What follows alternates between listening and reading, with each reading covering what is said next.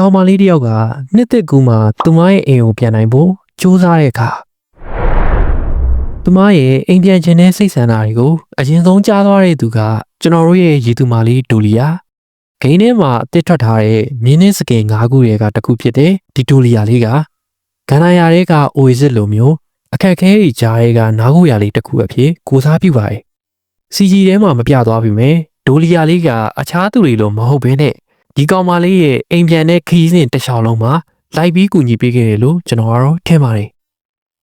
ဒီလိုခီးထွက်လာရင်းနဲ့မြင်မာလာတဲ့တောင်တန်းတွေစီရောက်တဲ့အခါကူညီပေးမဲ့သူကတော့ကျွန်တော်ရဲ့ကောင်မလေးရင် Horse or High Peace ပဲဖြစ်ပါတယ်သူမကတော့မြင်မာတဲ့အရာတွေတောင်တန်းတွေကိုကိုစားပြုတာပါ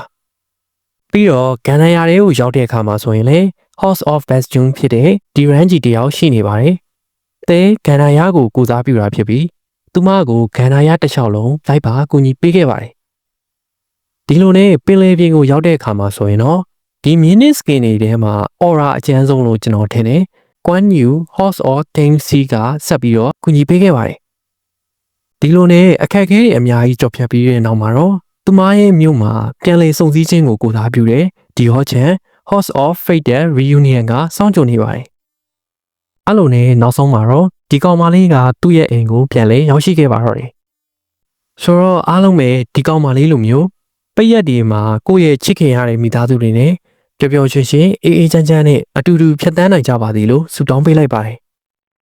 ဒီခီးစဉ်မှာကူညီပေးခဲ့တဲ့ဒီအမိုက်စားမြင်းနစ်စကင်တွေကိုသဘောကျလို့ဝယ်ခြင်းနဲ့ဆိုရင်လေကျွန်တော်တို့ online game ထဲမှာ short ဈေးလေးတွေနဲ့ဝယ်ယူလို့ရှားနေပါတယ်ဆိုတော့အားလုံးပဲအဆင်ပြေကြပါသည်ဗျကျွန်တော်ကတော့ဇန်ပါနောက်ဗီဒီယိုလေးမှာပြန်တွေ့ရအောင်